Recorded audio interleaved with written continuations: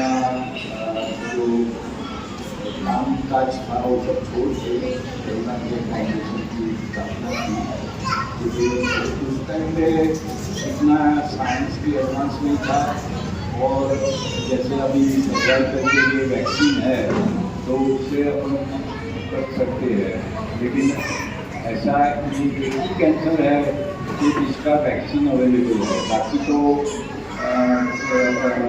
जो अलग अलग प्रकार के कैंसर है उसमें वैक्सीन या कोई तो आने से पहले लोग के ऐसी कोई दवाई या कोई वैक्सीन के कोई नहीं है। तो एक तरह से ये अपना एक तरह से ये उन्नति है बहनों कि आपकी ये मिल सकता है ताकि वो सर्वाइकल कैंसर ना हो आपको, और इससे आप बच सकते हैं। तो ये एक कैंसर ऐसा है कि जिसका वैक्सीन अभी 12 साल ऊपर हो गए इसको लेबोरेटरी से बना के प्रोडक्शन में लिया है, और अभी 10 साल से चलता है। और जितने भी पेशेंट्स, जितने भी बहनों को ये दिया गया है उसमें से हार्डली किसी को ऐसा 1% भी ऐसा प्रतिशत है कि कोई रिएक्शन नहीं आता है। अगर रिएक्शन आता है तो भी क्या है कि एक माइल्ड फीवर कभी आ जाता है एक दिन के लिए, तो कुछ दवाई भी नहीं करनी है उसके लिए, वो फीवर अपने आप चला जाता है। लेकिन ये 100 में से कहीं जब 200 में से एक जंतु होता है तो होता है, ऐसा नहीं होगा। तो ये किसी भी तरह से डरने वाली बात नहीं है, और किसी भी तरह से इसकी कोई चिंता करने की नहीं है। ये वैक्सीन बच्चों को अप टू 14 ईयर्स दे सकते हैं, ऐसा तो 9 साल से 14 में दे सकते हैं, और अप टू 45 ईयर्स भी दे सकते हैं। तो इसी तरह अपन इस टाइम की आपको वैक्सीन दे सकते हैं।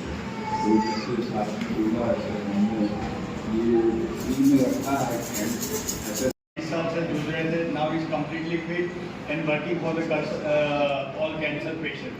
हम लोगों ने इन्होंने पहले फाउंडेशन शुरू किया था 2004 में। जो इन्होंने देखा उस टाइम पे जब वो खुद पीड़ित थे, तब उन्होंने देखा कि लोग कैसे कैसे पीड़ित थे। आज से 20 साल पहले क्या था कि इतनी फैसिलिटीज़ नहीं थी, इतनी सुविधाएं नहीं थी कि कैसे ट्रीट करा जाए, साइंस भी इतना आगे नहीं था। तो और लोगों को काफ़ी दुखी देख के इनके मन में इनको एक प्रभावित हुआ कि नहीं, इन लोगों को मेरे को मदद करना चाहिए। मैं भी खुद इतना परेशान हूँ, लोग भी इतने परेशान हैं। तो इन्होंने करुणा के फाउंडेशन करके उसकी नींव रखी 2004 में इन्होंने, और आज उसको 21 साल हो गए, और हमने आज तक 40,000 पेशेंटों को हेल्प किया है आज तक। उसमें पीडियाट्रिक भी आ गए, बड़े भी आ गए, और काफ़ी लोग हैं जिनके लिए मतलब सेमिनार्स करते हैं, अवेयरनेस करते हैं, और लोगों को प्रेरित करते हैं कि हमारे साथ आप लोग भी जुड़ो, आप भी हमारे साथ जुड़ सकते हैं मूवमेंट के अंदर के, कि भाई कैसे लोगों को अवेयरनेस दे कि भाई कैंसर से डरने की ज़रूरत नहीं है। ज़्यादातर लोग क्या होता है कि जब कैंसर डिटेक्ट होता है तब लोग कैंसर के नाम से बिक जाते हैं, कैंसर के खर्चों से खास करके घबरा जाते हैं।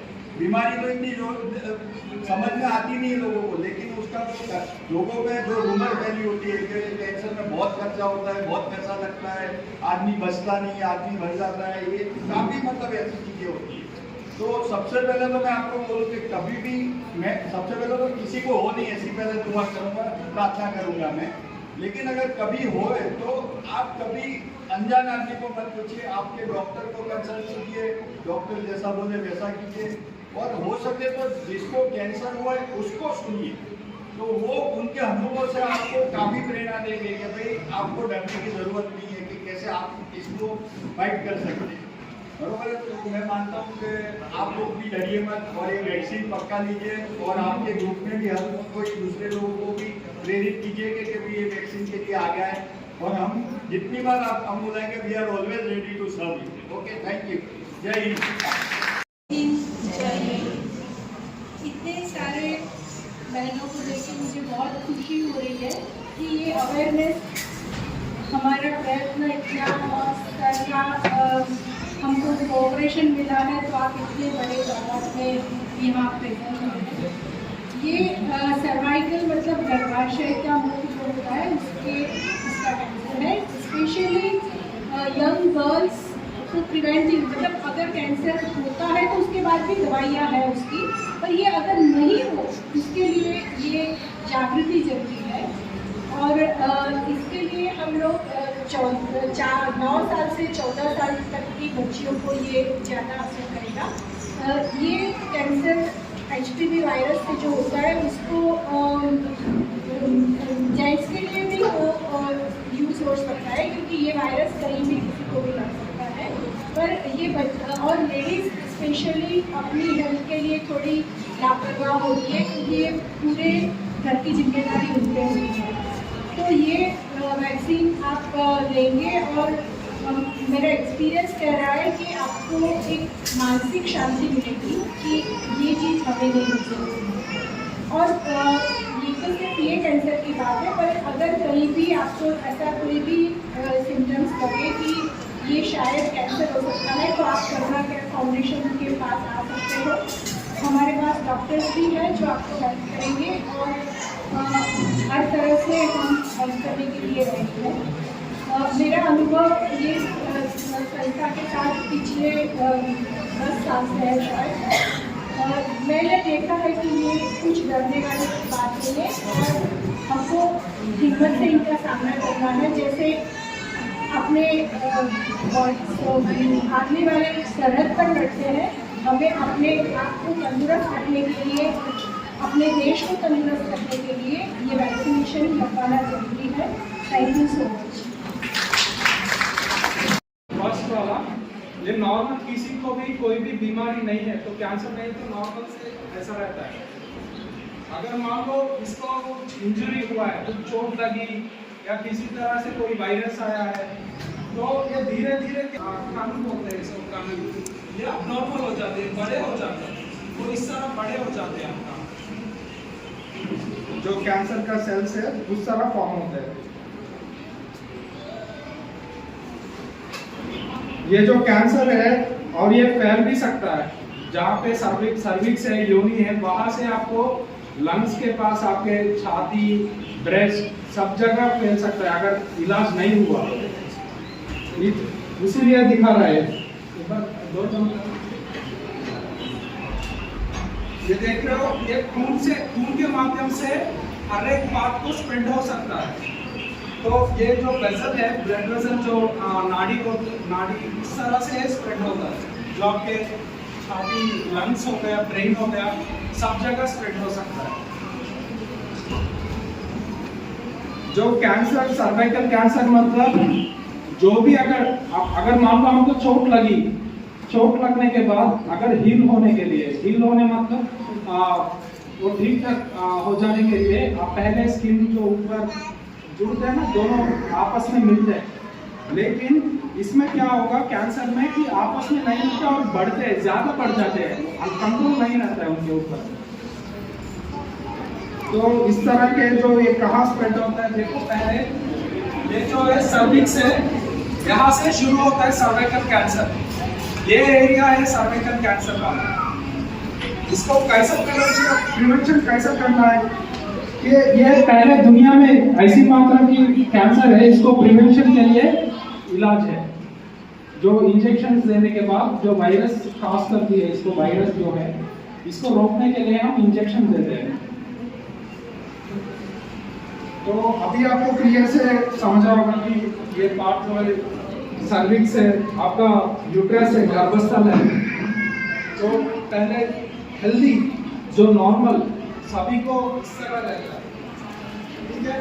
और उसके बाद ये धीरे धीरे अगर मान लो वायरस हुआ है, वायरस होने के बाद यहाँ इफेक्ट होने के बाद ये धीरे माध्यम से